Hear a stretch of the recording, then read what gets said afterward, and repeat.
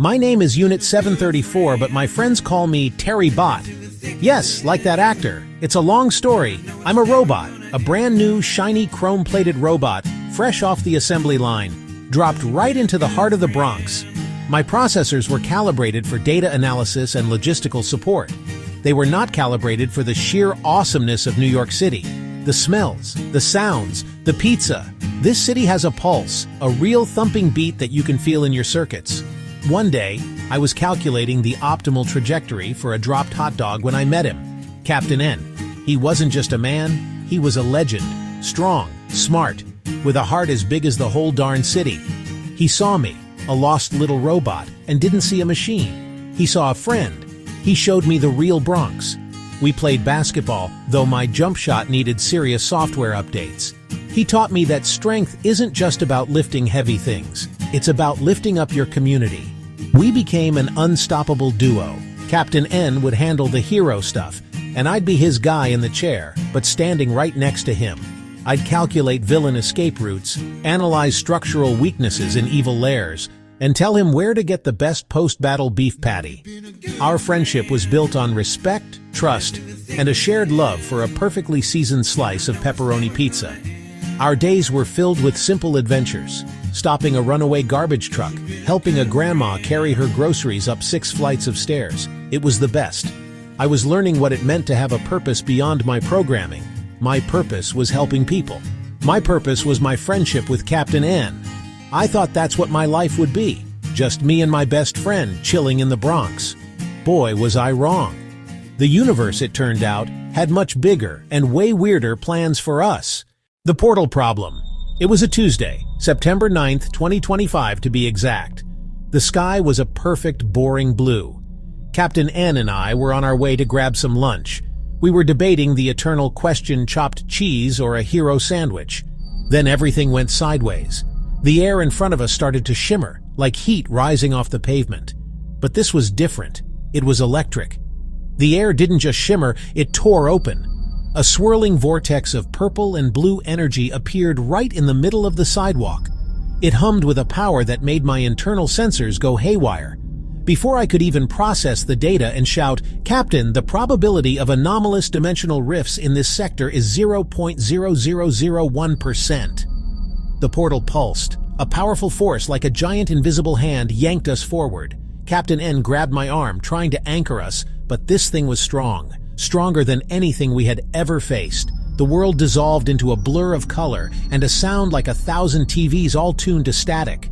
My equilibrium sensors spun wildly. I was a state-of-the-art machine, and I felt like I was in a cosmic washing machine. My chronometer glitched. For a moment, it flashed dates from the past and the future. My audio sensors picked up snippets of conversations from across the city. The portal was a chaotic storm of information, and I was trying to swim through it. Captain N was right there with me, his grip like a vice on my arm. Even in the middle of this swirling madness, he was trying to protect me. That's just the kind of guy he is, a true hero. He was yelling something, but the roar of the portal swallowed his words. All I could feel was the pull, the endless, gut-wrenching pull toward an unknown destination. And then, as suddenly as it started, it stopped. We were spit out, tumbling onto a hard, cold surface. My optical sensors rebooted, blinking from the sudden brightness. The chaotic noise was gone, replaced by the distant hum of city traffic. We were no longer in the familiar, friendly Bronx. The air smelled different. The buildings looked different. We were somewhere else entirely. We had been taken. My diagnostic systems ran a quick check, all limbs attached, core temperature stable, but my internal GPS was screaming one thing over and over. Brooklyn. We were deep in the heart of Brooklyn. We were standing in the shadow of a giant, a behemoth of glass and steel that scraped the clouds. It was the Brooklyn Tower. I'd seen it in data files, but pictures did not do it justice. This thing was a statement. It was sleek, dark, intimidating. It loomed over everything. A silent, powerful guardian of secrets. My height analysis sensor maxed out. This tower wasn't just tall, it was proud. Well, Terrybot, we're definitely not on 161st Street anymore. Around us, downtown Brooklyn buzzed with life. People rushed past, completely oblivious to the sci-fi skyscraper behind them. The contrast was jarring. Up close, details my files missed came into view. There were no visible entrances on the ground floor. A seamless wall of polished black stone at the base. It felt impenetrable, unwelcoming, like it was hiding something. And doing a very good job. Not just an office building, a fortress, a high-tech 21st century castle. A hidden speaker, so small I almost missed it, crackled to life from the black stone wall. Captain N, Unit 734, welcome, an unscheduled arrival. Report to the roof for debriefing. Access granted. That was it. No explanation, no "how are you doing?" Just an order. A hidden panel slid open, revealing a small, dark elevator. This wasn't a random portal trip. We were sent here for a reason. Our objective became clear in an instant. Jonathan AI was a mystery, a ghost in the machine of global technology. No one knew who ran it, or what they were truly building inside this tower.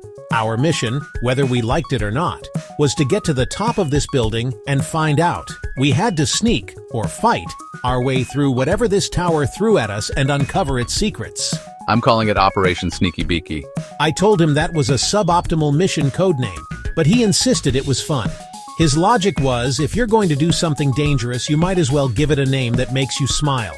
My job, scan everything, analyze the tech, and be the brains. Captain N's job, be the muscle and the heart.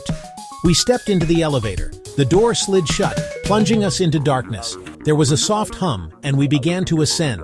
There were no buttons, no floor indicator. We were on a one-way trip to the unknown. I could feel the energy in the small space. It was a mix of Captain N's focused determination and my own circuits buzzing with a cocktail of fear and excitement.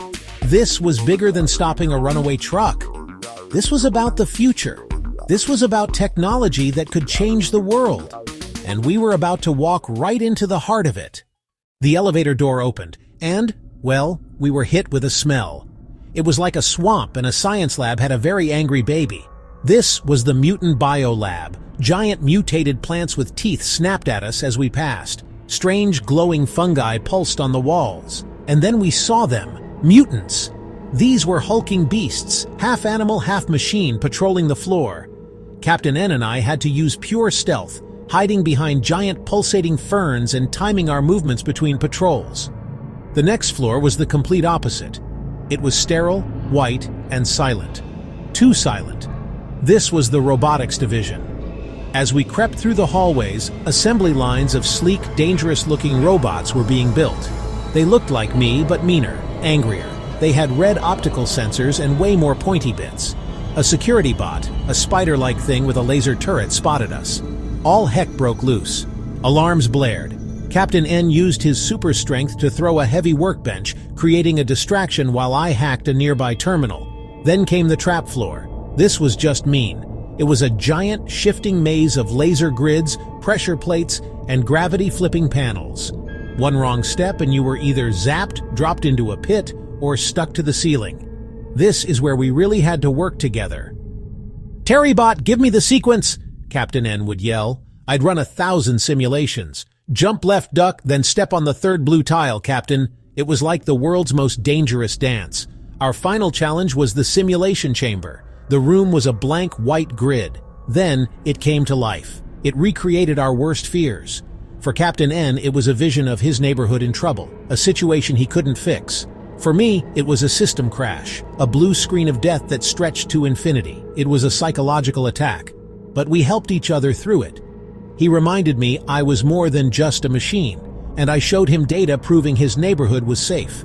We broke the simulation by focusing on our friendship, on the reality of us, right there, together. That was a power the machine couldn't simulate. Okay, so are you hungry? Not just regular hungry, but like hero hungry? Then you need to get to DeKalb Market Hall. It's a food adventure right under your feet in downtown Brooklyn. We're talking Katz's delicatessen pastrami, piled so high you'll need a strategy to eat it.